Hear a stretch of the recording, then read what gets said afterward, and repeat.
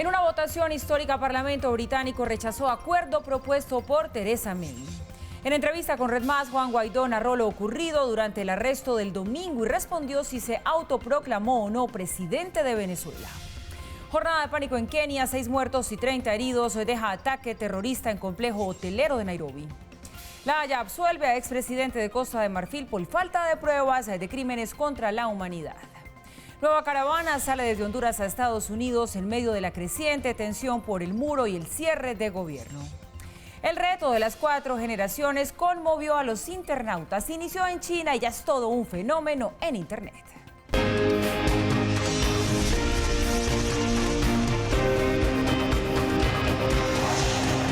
Red Más Internacional. Muy buenas noches y bienvenidos a Red Más Internacional. Empezamos con las noticias y lo hacemos hoy en Europa, donde se produce una de las noticias más importantes del día. En una histórica votación en el Parlamento británico, los diputados votaron en contra de ese acuerdo final del Brexit pactado en el mes de noviembre con la Unión Europea. Así se vivió el crucial día en el Reino Unido. Las opiniones en el Reino Unido estuvieron divididas hasta el último minuto de la votación sobre el acuerdo final del Brexit. Tanto en las calles como en el Parlamento se notaba la tensión entre los que apoyaban el acuerdo presentado por la primer ministra Theresa May y los que no, a pocas horas de conocerse la última palabra de la Cámara de los Comunes. Salimos a protestar pacíficamente, votamos por el Brexit, queremos irnos de la Unión Europea y queremos que esas personas de la Cámara nos vean y escuchen lo que queremos decir.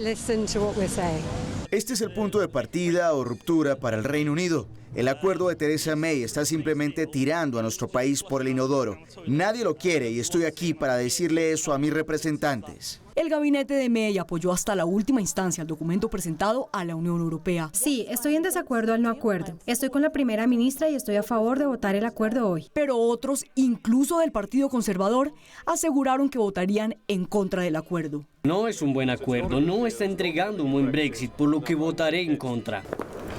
El momento de la verdad había llegado.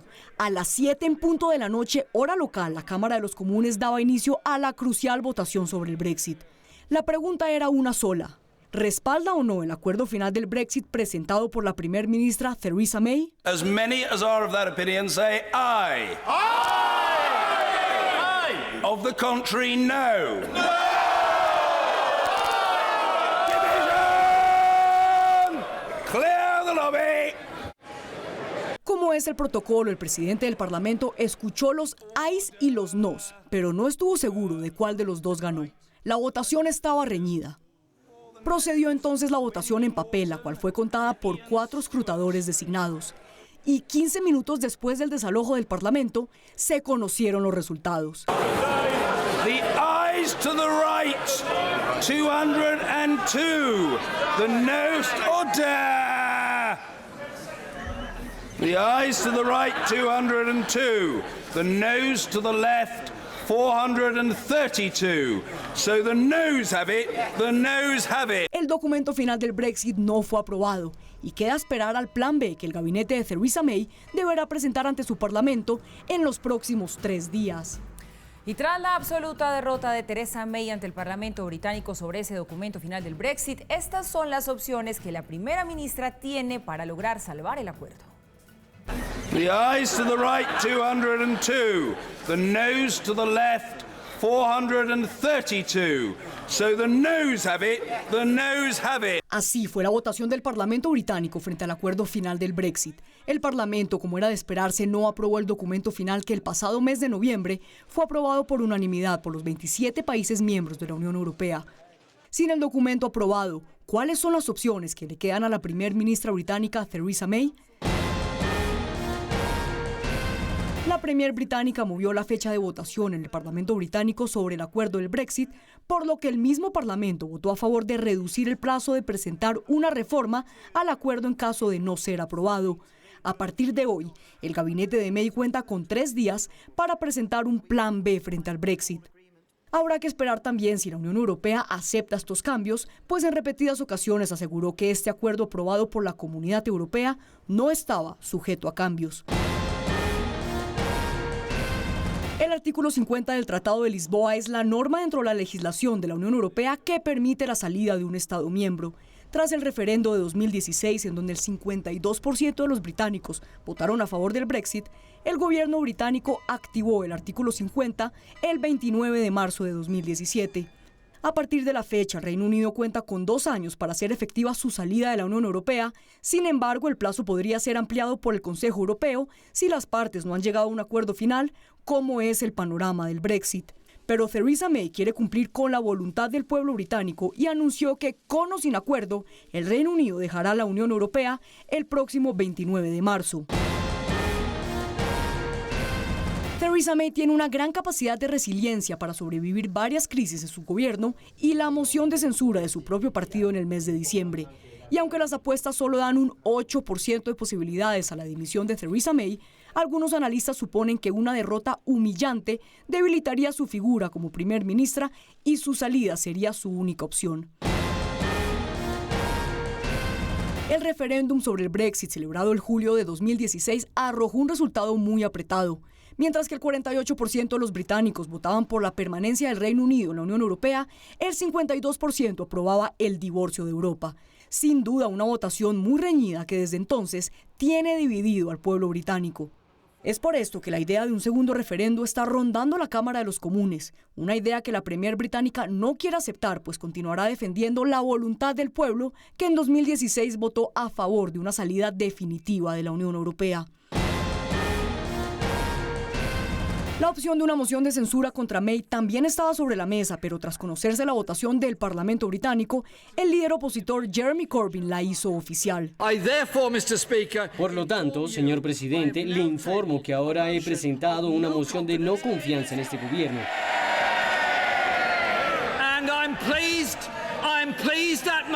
Y me complace que la moción sea debatida mañana, para que esta Cámara pueda dar su veredicto sobre la absoluta incompetencia de este gobierno y aprobar esa moción de no confianza en el gobierno.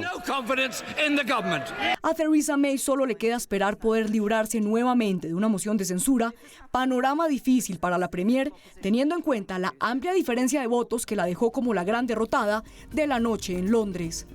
Y de lo que sucede en el Reino Unido pasamos a España. Allí las autoridades no pierden la esperanza de encontrar con vida al menor de 2 años que cayó a un pozo, esto en la ciudad de Málaga. Los organismos de búsqueda siguen intentando llegar al fondo del pozo donde cayó el pequeño Julen el domingo en horas de la tarde. Según la Guardia Civil Española, la cámara, que entró a una profundidad de 73 metros, encontró un paquete de papas que pertenecería a este menor. Los 3 planes expuestos ya están en marcha y esperan ganarle la batalla al tiempo que corre en su contra.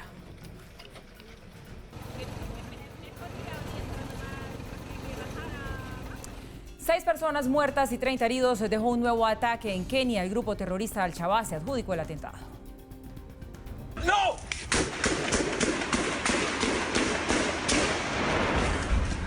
Momentos de pánico, angustia y confusión.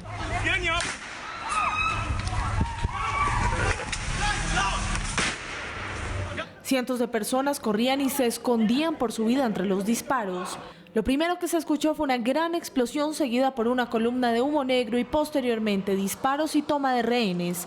Miembros de las fuerzas especiales protegían con su vida a las personas que intentaban sobrevivir al ataque.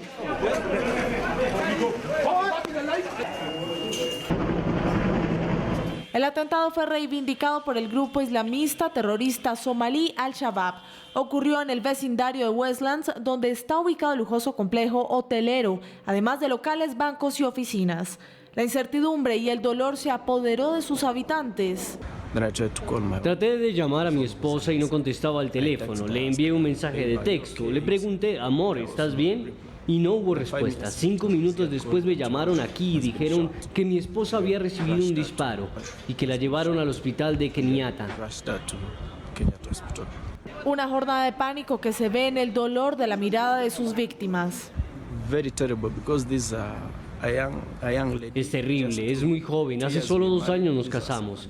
Este es nuestro 2.º año. Tenemos una hija de 8 meses que está esperando a su madre hoy en casa, pero está en el hospital luchando por su vida. Ni siquiera hemos terminado de disfrutar nuestra luna de miel y mi esposa está en la clínica con balas al interior de su cuerpo. Hicieron primero explotar 3 vehículos en el parqueadero a la entrada del complejo, seguido por una explosión suicida.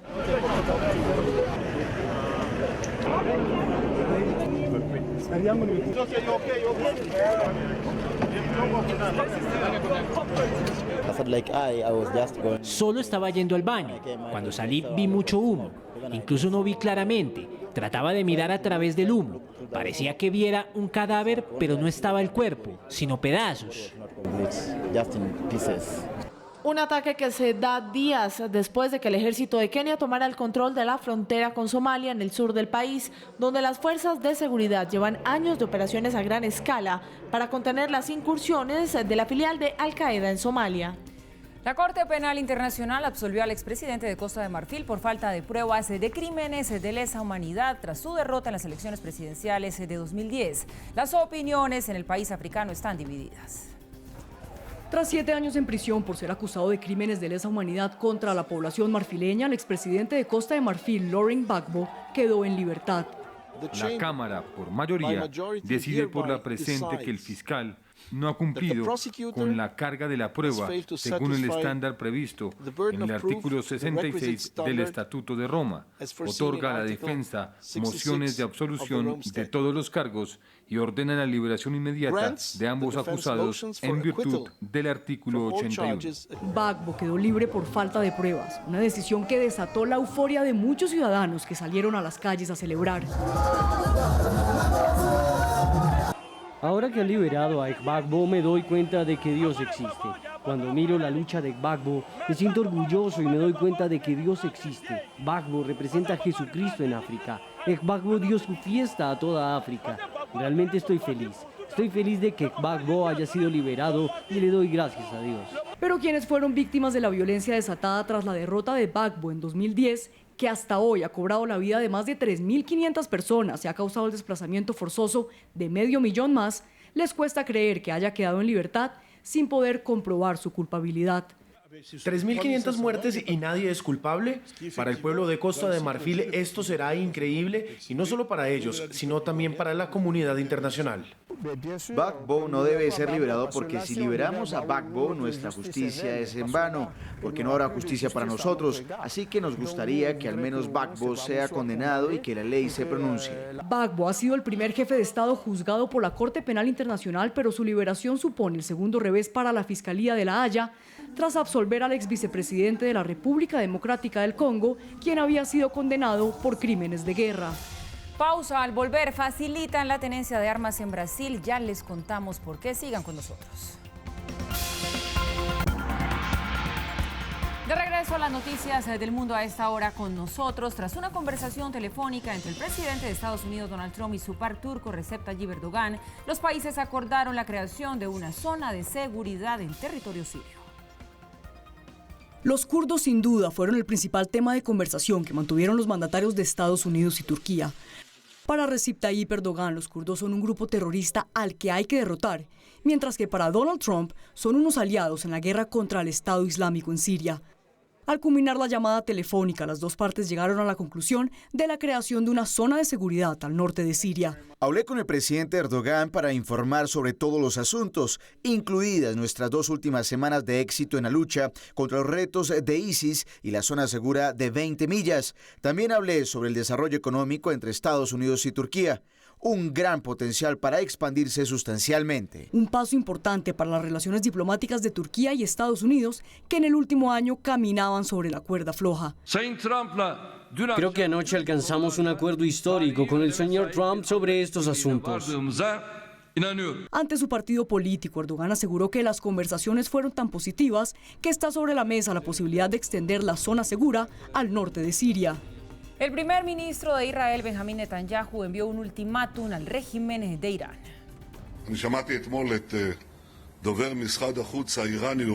Ayer escuché al portavoz del Ministerio de Relaciones Exteriores de Irán decir: Irán no tiene ningún militar presente en Siria, solo brindamos consultas. Por lo tanto, les aconsejo que salgan de allí rápidamente, porque continuaremos con nuestra política enérgica como prometimos y como lo hacemos sin temor y constantemente. Y en lo que tiene que ver con la región, con América Latina, la Asamblea Nacional de Venezuela declaró a Nicolás Maduro usurpador de la presidencia. También aprobó una amnistía para militares y civiles que ayuden a restablecer la democracia en el país. En la sesión realizada en la sede del Parlamento, el jefe de esa corporación informó el decreto aprobado para asumir las competencias constitucionales ante una usurpación del poder. Las competencias que le da la Constitución asume los artículos 233, 333, 350 de nuestra Constitución, que nos permite avanzar claramente en el cese de la usurpación, el gobierno de transición y, por supuesto, una elección libre. Los legisladores aprobaron iniciativas para otorgar garantías y amnistías a los policías y militares que les ayuden en esa transición. También permitirán el ingreso de ayuda humanitaria y pedirán a 46 países protección de activos de Venezuela ante la usurpación del poder. A la prosperidad económica y a la Venezuela potencia. Desde la Organización de Estados Americanos, OEA, el secretario general Luis Almagro apoyó nuevamente al Parlamento opositor. Apoyamos acuerdo de la Asamblea Nacional Venezolana declarando la usurpación de Nicolás Maduro y necesidad de aplicar el artículo 233 de la Constitución sobre presidencia interina y llamado a las elecciones, numeral OEA con Venezuela. El vicepresidente de Estados Unidos, Mike Pence, también respaldó a Juan Guaidó. A través de este comunicado de prensa, la Casa Blanca informó que el funcionario tuvo una conversación telefónica con el jefe de la Asamblea Nacional, a la cual reconocieron como única entidad legítima del país sudamericano. Las reacciones por parte del propio Nicolás Maduro no se hicieron esperar. Que ellos hagan su juego de burla, que aquí hay justicia y aquí hay ley. Y aquí hay un Tribunal Supremo de Justicia que pondrá las cosas en su lugar. El número 2 del chavismo también anunció medidas contra la oposición. Nosotros, debo informar que el día 23 de enero vamos por la calle a recordarle al mundo que a Venezuela no se le vuelve a traicionar y que las cúpulas empresariales y de los viejos partidos políticos no volverán a traicionar a nuestro pueblo. Diosdado Cabello puso en duda que el pueblo venezolano atienda el llamado del jefe de la Asamblea Nacional, Juan Guaidó, para protestar contra Nicolás Maduro el 23 de enero de este año. Y en una conversación que estuvo reservada a pocos medios, entre ellos Red Más, el presidente de la Asamblea Nacional de Venezuela, el diputado Juan Guaidó, explicó el planteamiento que lo conduciría a la presidencia interina de Venezuela. Nuestro corresponsal allí en Venezuela, Jorge Luis Pérez Valeri, preparó el siguiente informe. Su llegada a la presidencia del Parlamento quedará por siempre marcada por la breve pero violenta detención que llevó a cabo la inteligencia bolivariana en su contra, una arremetida que para Juan Guaidó expuso la vulnerabilidad de las órdenes de mando entre las fuerzas de seguridad de la revolución. Sentí mucho temor en su momento de los funcionarios, no sabían de dónde venía la orden o la contraorden, hoy todavía hay especulación al respecto. Un momento que puso en riesgo su vida, pero del que asegura ganó una oportunidad. Hablamos de la amnistía, hablamos del país, de la necesidad que tenía de unión y reencuentro Venezuela, del cambio. El gobierno de Nicolás Maduro rechazó la acción por considerarla un show mediático de funcionarios traidores. El diputado reclama ahora garantías para el comando implicado. Yo exijo, en este momento como presidente del Parlamento, que se respete la vida y los derechos humanos de todo funcionario. Aquí nadie es verdugo en este país. Deben dar explicaciones de la cadena de mando, de quién dio la orden, la contraorden, gobierna o no gobierna el régimen. Guaidó es el nuevo rostro de la oposición venezolana. Su ascenso renovó el dividido liderazgo opositor y alimentó la esperanza de los venezolanos que claman cambio. Consultado sobre si asumió o no como presidente interino de Venezuela, esto contesta. Mira, esa respuesta la hemos dado una y otra vez. La única autoridad legítima en este país en este momento reside en el Parlamento Nacional. La Asamblea Nacional planteó asumir las funciones del Ejecutivo para instalar un gobierno de transición que organice nuevas elecciones. Guaidó presidiría la nueva administración, pero antepone una serie de condiciones. Cese de usurpación, gobierno de transición, elecciones libres. Los tiempos son cuando tengamos los elementos y esto es una gran pregunta para dibujar lo que estamos pasando. Hoy usted iría a votar con un CNE, con el CNE que tenemos. La respuesta es obvia. Nadie. Reclama apoyo de los militares, de la comunidad internacional y de un tercer factor clave, la ciudadanía en protesta. Esto es un proceso que vamos a conquistar con paso firme y que debemos reactivar el proceso de calle, reagrupar todas las luchas, la sindical, la gremial, la estudiantil, las reivindicaciones sociales en una sola lucha que es esta. Seguimos en Sudamérica. El crimen organizado ha generado caos en el estado brasileño de Ceará y ha puesto a prueba al presidente Jair Bolsonaro. Las bandas criminales han protagonizado alteraciones en 46 ciudades de esa región, todo con el objetivo de protestar por la dispersión de sus líderes encarcelados. Autobuses y vehículos quemados. Calles desoladas en las noches porque a la gente le da pánico salir. Y policías junto con militares haciendo operativos constantes. Ese es el panorama que se vive actualmente en Fortaleza y otras 45 ciudades del estado de Ceará, debido a que grupos al margen de la ley han perpetrado ataques terroristas en esta región ubicada al norte de Brasil para protestar por la dispersión de sus encarcelados líderes a prisiones federales de otras zonas. Desde que comenzaron los disturbios el pasado 2 de enero, las autoridades contabilizan más de 200 ataques y la policía ha detenido a más de 300 personas. En los últimos días, integrantes de grupos de narcotraficantes atacaron bancos, autobuses e incluso comisarías, sembrando el temor entre la población y afectando servicios como la circulación de autobuses, la recogida de basuras o el funcionamiento de los comercios. El fin de semana pasado, por ejemplo, los agresores derribaron un gran poste eléctrico en las afueras de Fortaleza, en donde algunos barrios quedaron sin electricidad durante varias horas. Estaban aquí fiscalizando, ¿no? Y había policías aquí vigilando, oyeron la explosión, el sonido de la explosión. Vinieron acá y vieron las torres caídas y no se veía a nadie por el lugar.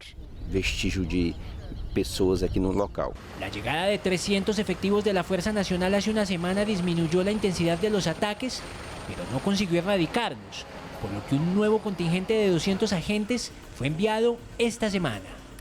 Y ante los altos índices de violencia allí en Brasil, Jair Bolsonaro firmó hoy un polémico decreto que facilita la tenencia de armas en ese país.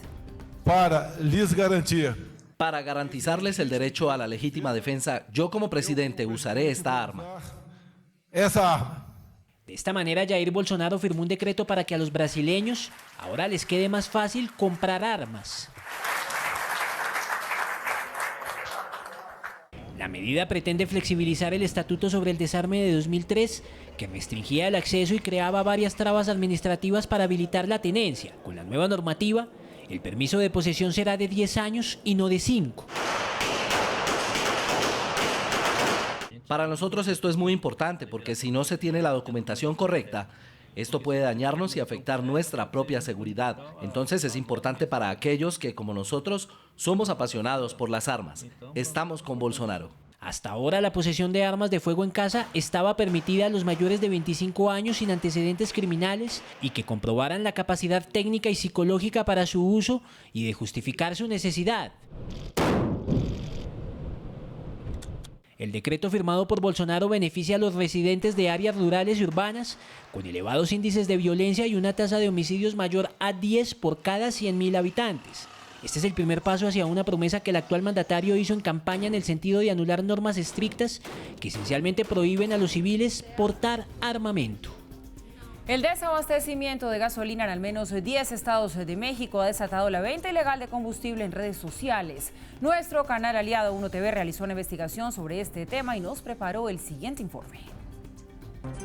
La oferta de gasolina es a través de estos perfiles de Facebook.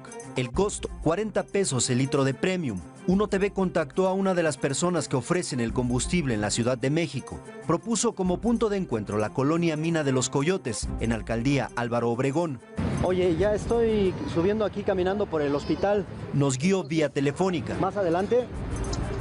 Sí, síguete caminando y ahorita ya por ahí nos encontramos. Llegaron en ese automóvil. 320 aquí. El acuerdo incluía un pago de 800 pesos por 20 litros, es decir, 40 pesos el litro, prácticamente el doble que en una estación de servicio. Los bidones estaban en la cajuela, cubiertos con tela. Es premium. Es premium, mira, ahí está. Aseguraron que la compraron fuera de la Ciudad de México. O sea, no somos de esa onda, ¿no? Ni nos dedicamos a esto, la verdad, ni nos dedicamos. Sí, claro. No, por eso guardé el bronque, con eso no guarden estos que sí está. Yo de hecho la fui otra vez, la fuimos también hasta que me la guardo. Para despejar dudas, en plena vía pública incluso ofrecieron una prueba de su producto. No, ya, no bronca conmigo. No es más, si quiere le echamos a picar, lo arrancas todo, es más, quiere le echo ahí esto. En medio de la crisis por el suministro de combustibles, 1TV documentó que las ofertas de gasolina vía redes sociales también se dan en Guanajuato, Michoacán, Jalisco y Estado de México. Con 1, Antonieta Ramos y Juan Rivas. Y se suponía que las medidas del presidente Manuel López Obrador eran justamente para eso, para poder contrarrestar el contrabando de gasolina. Bien, Argentina terminó 2018 con una inflación de 47,6%, la más alta de los últimos 27 años. Según el Instituto de Estadísticas y Censos, la inflación en Argentina durante el año pasado fue la segunda más alta en América Latina, siendo superada solo por Venezuela. El país suramericano sufrió durante 2018 el estallido de una crisis económica que llevó al gobierno de Mauricio Macri a pactar un crédito por 56.000 millones de dólares con el Fondo Monetario Internacional. Joaquín El Chapo Guzmán y el fallecido presidente de Venezuela, Hugo Chávez, habrían sido socios en actividades relacionadas con el narcotráfico. Así se dio a conocer en el juicio que avanza en una corte de Nueva York contra el ex líder del cartel de Sinaloa. Allí uno de los testigos, el colombiano Alex Cifuentes, confesó que Guzmán Loera se refería a Chávez como el loco en varias conversaciones en las que pedía a sus socios que facilitaran el aterrizaje en República Dominicana de aviones con cocaína provenientes de Venezuela, los cuales eran enviados por el exmandatario. Crece la tensión en Estados Unidos a raíz de una nueva caravana de inmigrantes en medio del cierre de gobierno y sus consecuencias pues ya llegaron hasta la Casa Blanca. Trump insiste en el muro y arremete una vez más contra los demócratas. Una nueva caravana salió desde Honduras a Estados Unidos con más de 500 personas. Ay, la situación económica, ¿cómo estamos? ¿Cómo vamos a estudiar? Si todo es dinero aquí, entonces no podemos. Entonces tenemos que buscar un medio pues para poder trabajar y es la única opción de emigrar. Desde octubre del año pasado, más de 13.000 hondureños salieron en estas caravanas. Según la Cancillería, 7.200 regresaron, 11 de ellos murieron durante la travesía.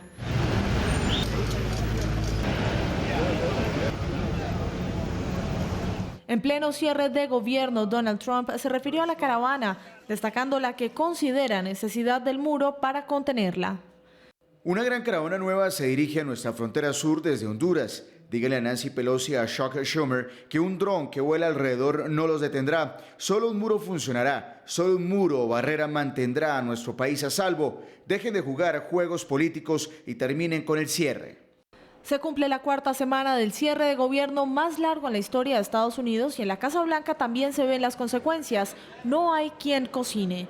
Trump organizó un banquete de comida rápida para los ganadores del Campeonato Nacional de Fútbol Americano Intercolegial.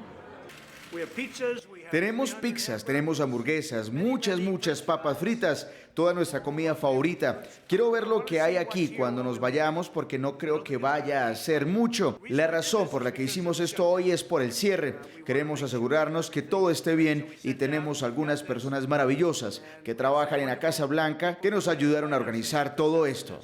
En medio de la situación, arremetió directamente contra la presidenta de la Cámara de Representantes, Nancy Pelosi. ¿Por qué a Nancy Pelosi se le paga cuando las personas que trabajan no? De los 2.1 millones de empleados federales, más de 800.000 siguen sin recibir su salario. Los aeropuertos en el país presentan enormes filas por falta de personal.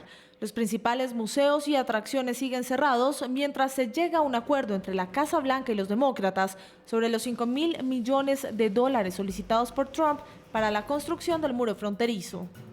Nueva pausa, al volver les contamos del reto de las 4 generaciones viral en redes sociales, ya regresamos.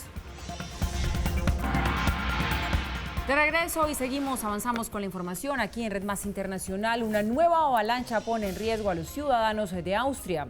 El sureste de Salzburgo, que en la última semana ha sido blanco de fuertes nevadas, sufrió hoy una nueva avalancha que dañó significativamente uno de los hoteles de la ciudad.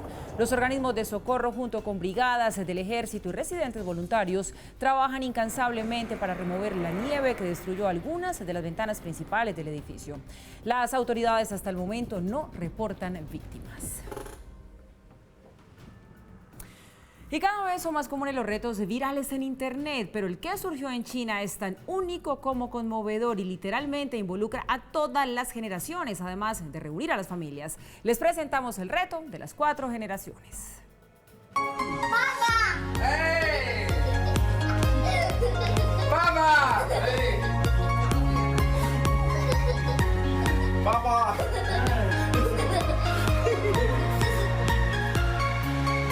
Un reto tan adorable como original. Una dinámica que puso a participar a todos los miembros de la familia y que se originó en China. Consiste en compartir un video en el que en una sola toma salgan 4 generaciones, como el niño con su padre, abuelo y bisabuelo.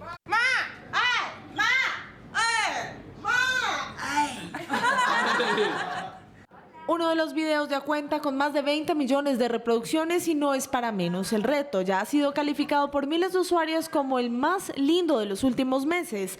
Una mezcla de alegría y nostalgia para quienes se enternecieron con el video y recuerdan a familiares fallecidos. El reto que traspasó fronteras, reuniendo a 4 generaciones en diferentes países del mundo. Está bello, recuerda de dónde venimos. Y entre tanto, otro nuevo reto pues se ha tomado las redes sociales por estos días. Se trata del 10 Years Challenge, en el que se comparten 2 fotografías, una de hace 10 años y una actual. Jessica Biel, Madonna, Reese Witherspoon son algunas de las famosas que han compartido el reto en sus redes sociales. Y es que Instagram, Facebook y Twitter son testigos diarios hasta de nuestros cambios físicos. El tiempo pasa tan rápido que no debemos olvidar quiénes fuimos y cuánto hemos cambiado. De eso se trata este nuevo reto que inunda por estos días las redes sociales. Varios famosos y desconocidos participan en esta catarsis viral en la que comparan 2 fotografías, recordando su propia imagen de hace 10 años.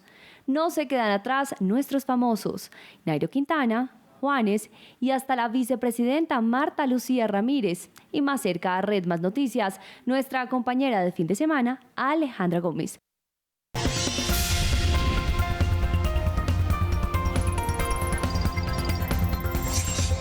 Y antes del cierre, recordamos uno de los hechos internacionales del día. 6 personas muertas y 30 heridos dejó un nuevo ataque en Kenia. El grupo terrorista Al-Shabaab se adjudicó el atentado.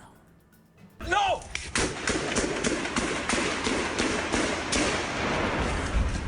Momentos de pánico, angustia y confusión.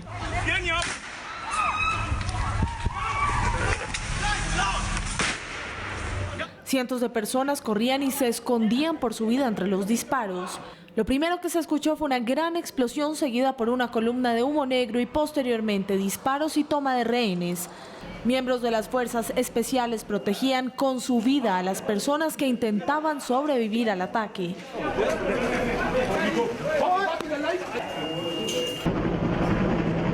El atentado fue reivindicado por el grupo islamista terrorista somalí Al-Shabaab. Ocurrió en el vecindario de Westlands, donde está ubicado el lujoso complejo hotelero, además de locales, bancos y oficinas. La incertidumbre y el dolor se apoderó de sus habitantes. Traté de llamar a mi esposa y no contestaba al teléfono. Le envié un mensaje de texto. Le pregunté, amor, ¿estás bien? Y no hubo respuesta. 5 minutos después me llamaron aquí y dijeron que mi esposa había recibido un disparo y que la llevaron al hospital de Kenyatta. Una jornada de pánico que se ve en el dolor de la mirada de sus víctimas. Es terrible, es muy joven, hace solo 2 años nos casamos. Este es nuestro segundo año. Tenemos una hija de 8 meses que está esperando a su madre hoy en casa, pero está en el hospital luchando por su vida. Ni siquiera hemos terminado de disfrutar nuestra luna de miel y mi esposa está en la clínica con balas al interior de su cuerpo. Hicieron primero explotar 3 vehículos en el parqueadero a la entrada del complejo, seguido por una explosión suicida.